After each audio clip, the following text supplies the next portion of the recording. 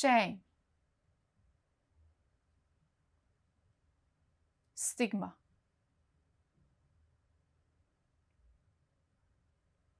being watched, feeling wrong, feeling dirty, worthless, nobody.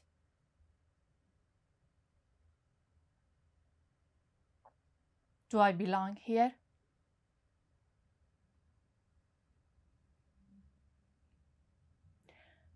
So many debates about inclusion, diversity, integration.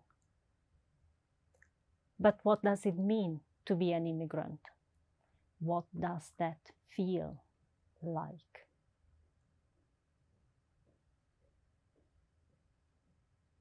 My name is Banafsheh Ranji. I'm a postdoctoral researcher in sociology at Norwegian University of Science and Technology. I've lived in 4 different countries. So if one asks me where I come from, I have no straightforward answer to this question. I moved to Norway from Iran 8 years ago to do my PhD studies. And that was when I met Cristina and research brought us together.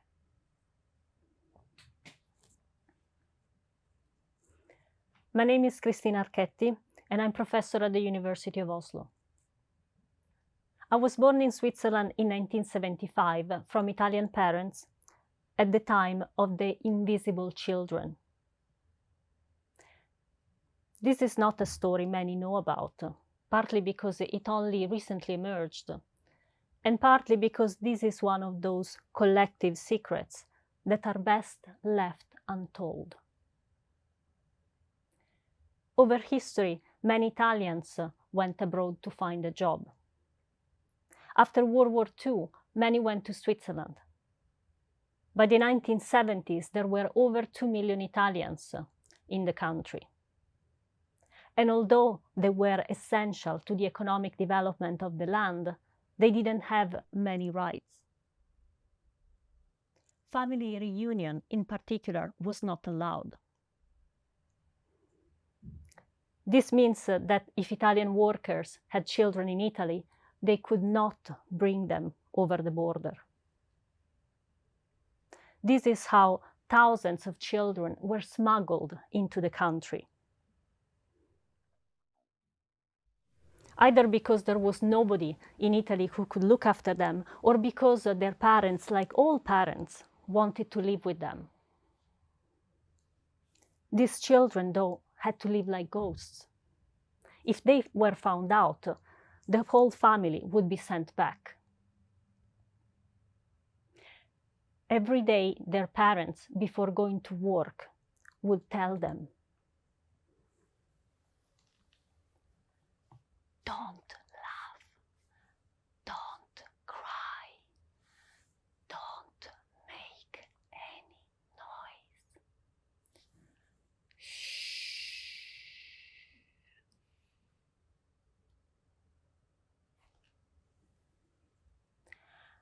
I've read online the story of one of these children, now in his 60s. He was terrified that he would be taken away from his parents. What I remember most, he writes, is the fear. In case you're wondering, I was not one of these children. In the great lottery of life, I was born in the country. I happened to be born legal. But I can't stop thinking that I could have been one of them. I could also have been born in a completely different country, like in China, or in Norway, or Palestine. Where were you born?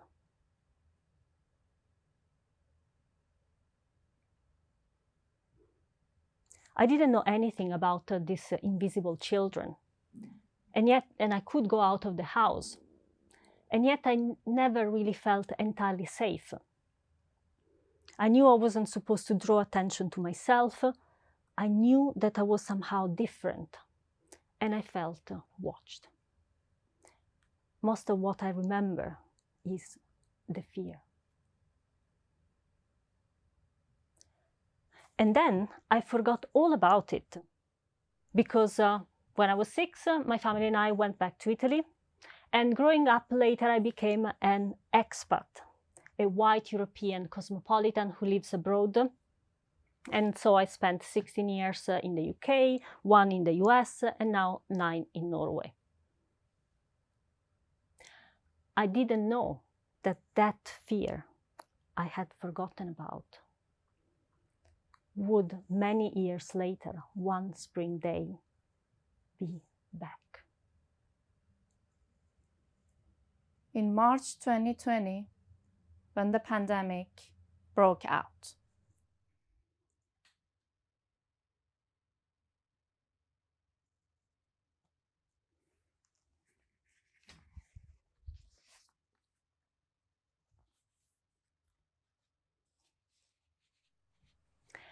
we did research on how immigrants were portrayed in Norwegian media during the pandemic. And we were also interested in how immigrants would respond to these representations. The reason why we started this research was that we were troubled by some trends we observed in the coverage. That's why we analyzed 220 articles from 3 national newspapers and interviewed 23 individuals with an immigrant background. We came across some problematic keywords. norsk, ikke norsk, Norwegian, non-Norwegian, utenlandsfødt, norskfødt, born abroad, born in Norway, ikke hvitt, non-white, klangkultur, clan culture, smittefri, infectious flight, importsmitte, imported infection, innvandrersmitte, immigrant infection.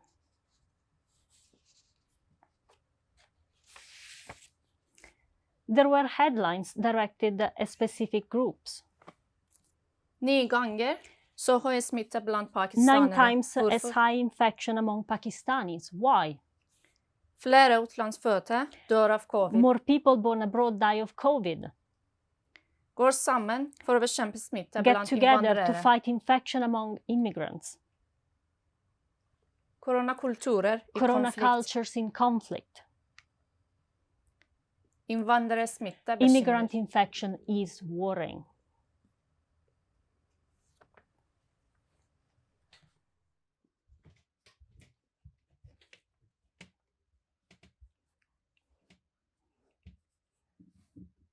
As an editor, I know that journalists work very fast. This was a mishap. Yes, they do work very fast. However, we analyzed the 15 months of coverage and the language never really changed. So there seemed to have been one mishap after mishap after mishap. So perhaps journalists should be aware of their responsibility. They should pay attention, especially at times of crisis.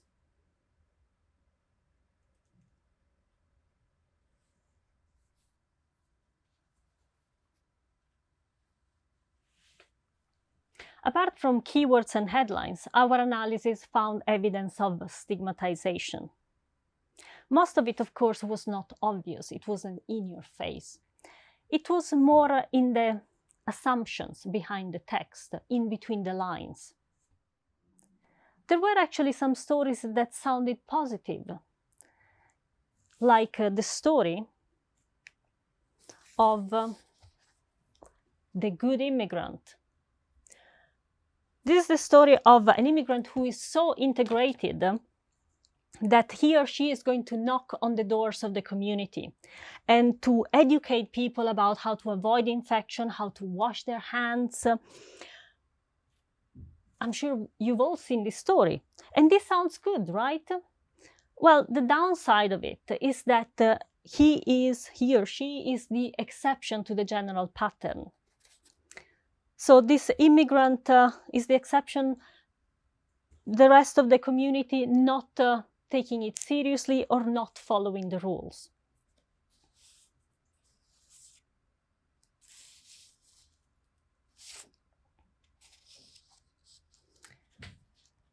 We also found statistics about infections of different ethnic groups that painted a discriminatory picture. Figures were presented out of context.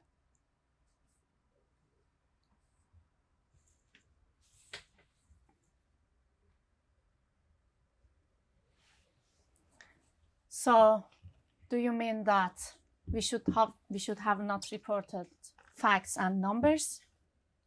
We need to be neutral and objective. Of course, journalism is about the fact, but it's also about understanding. Yes, some groups were at points more affected than others, but no questions were ever asked about why that was the case. So how is it that some communities are more affected than others? How is it that in a land supposedly characterized by equality like Norway, some communities are suffering more than others? By the way, in London, people were being attacked in the streets like immigrants. The situation was not that bad in Norway.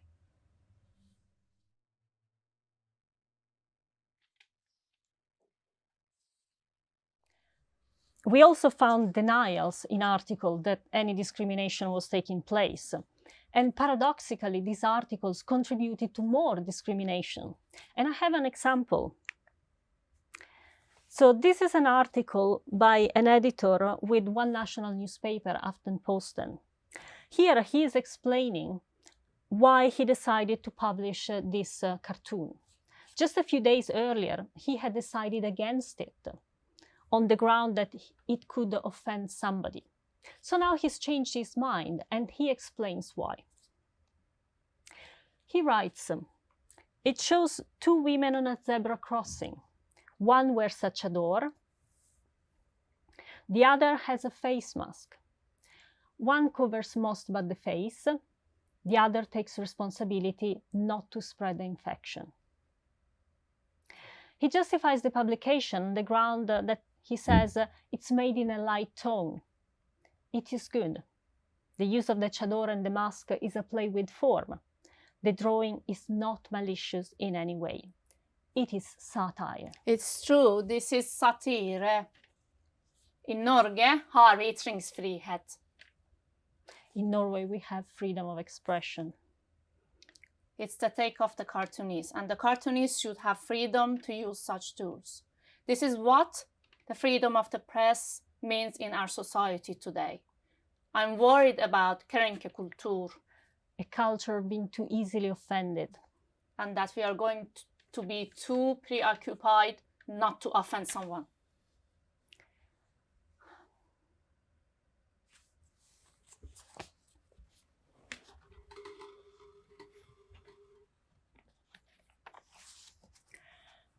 You know what?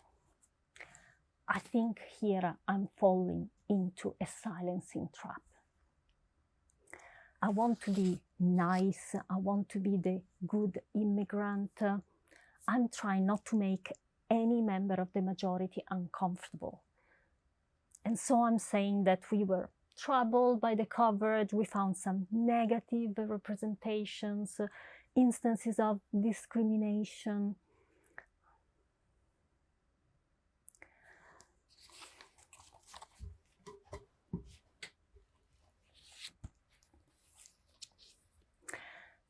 You see, prejudice and discrimination directed at individuals who are members of ethnic or racial minorities, that is racism.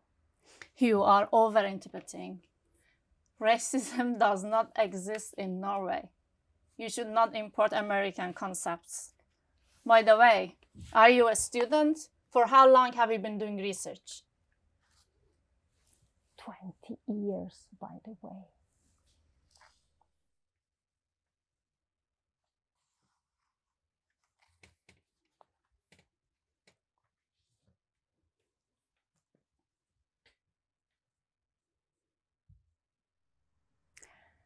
One might think that these are only words. But we have talked to 23 people with an immigrant background, and they showed us that this coverage affected their lives.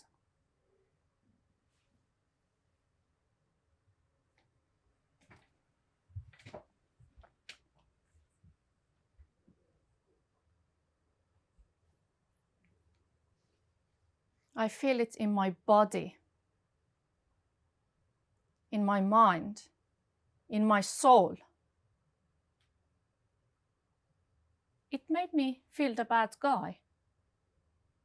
It made me feel worthless.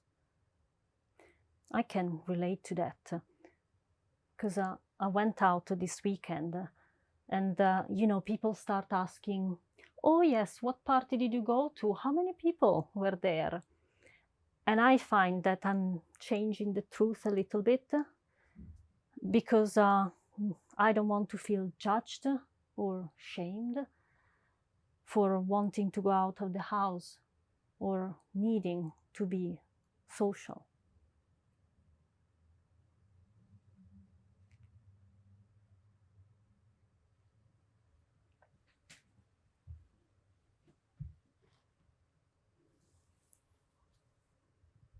We were planning to travel to Hitte mountain cabin last week. And we were reviewing the rules about how many people should be in the cabin. We were 5 people and 5 were allowed. But my friend said, okay, 5 is allowed, but we cannot risk it because we are immigrants. I'm one of those young Somali people who are samfunnsdebattanter, social commentators. And we had to come out during the pandemic to explain to the Norwegian society why the Somali community was more affected by COVID-19. And we had to do all of this voluntarily because the Norwegian government was not helping us. It wasn't doing enough. And we had all this additional labor that we had to do because somebody has to do the cleanup job. Otherwise, there would be even more racism directed against us.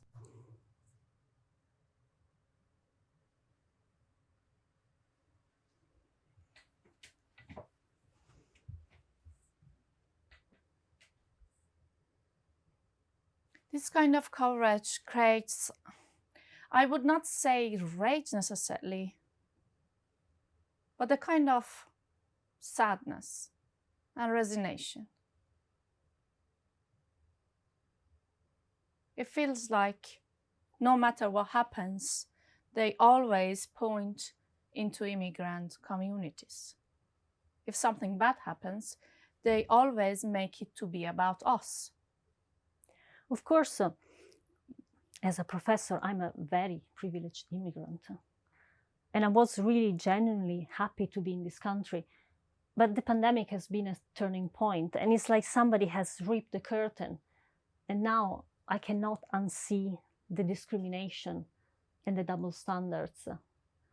And I feel unsafe because I'm not one of them.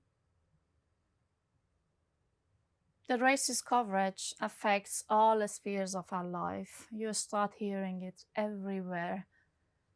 At workplace, at school, at parties, that white ethnic Norwegians talk about your immigrant community and how dangerous we are. It affects the whole culture well beyond the pandemic. Let's take other topics. For instance, how rape is covered in the media.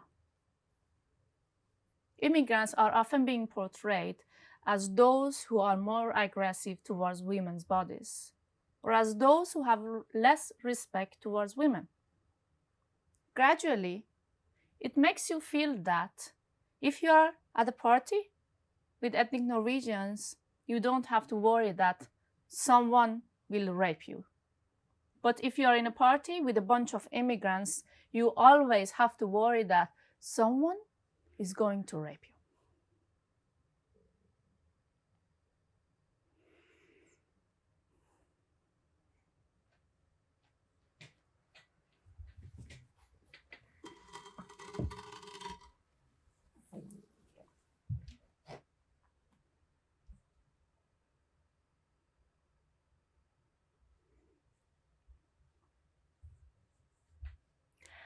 Are you fucking kidding me? Are you going to use also the pandemic to reinforce racism in this country? Oh, like, give us a break. I'm not part of the history that they are proud of. I'm not part of the Dugnad, voluntary work for the community. To fight against the infection, because it's clear for me that I'm not on the side because I'm not born here. I don't think this is worth beste land, land of the free, blah, blah, blah. Yes, but for whom? Obviously, only if you belong to the majority. Those who are vulnerable are being attacked by the great big bucket that immigrants are thrown into. Frankly speaking, it's quite disgusting to attack those who are most vulnerable. At some point, I just stopped trying. And it's quite disappointing because I really wanted to fit in, but I realized this is not just about me. And even becoming Norwegian, getting the citizenship, is not going to make any difference because clearly this is not just about the passport. What will happen next time at the next crisis? Will we have access to healthcare services? Or will they say that, no, sorry, Norwegians first? When the box of being Norwegian is so small, perhaps I don't want to be part of it. We immigrants are one step away from the cattle. We must understand that we are talking about human people here. We are two different species, foreigners and Norwegians. There are no bridges. The damage is done regardless of the intention. Fuck my Norwegian identity.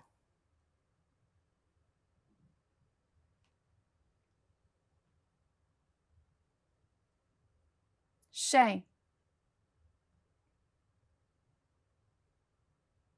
Stigma. Being watched.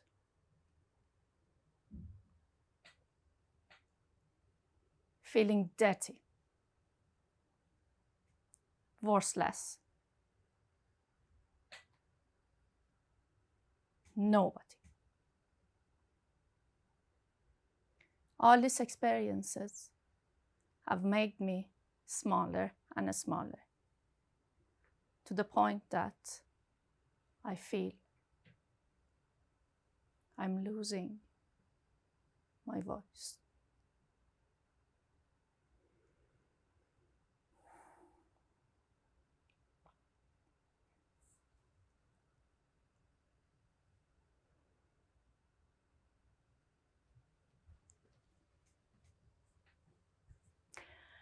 And then the pandemic ended.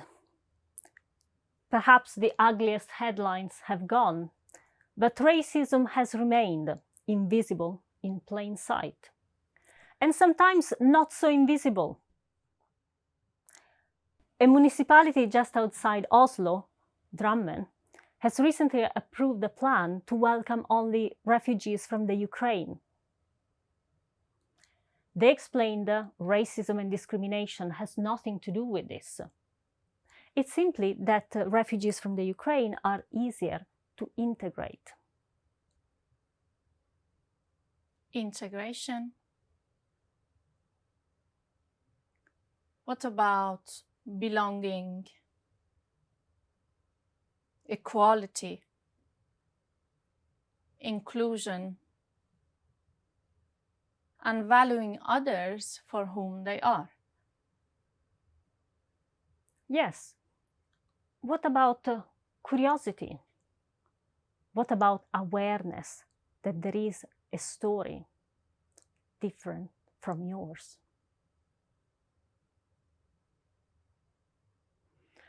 Do we belong here?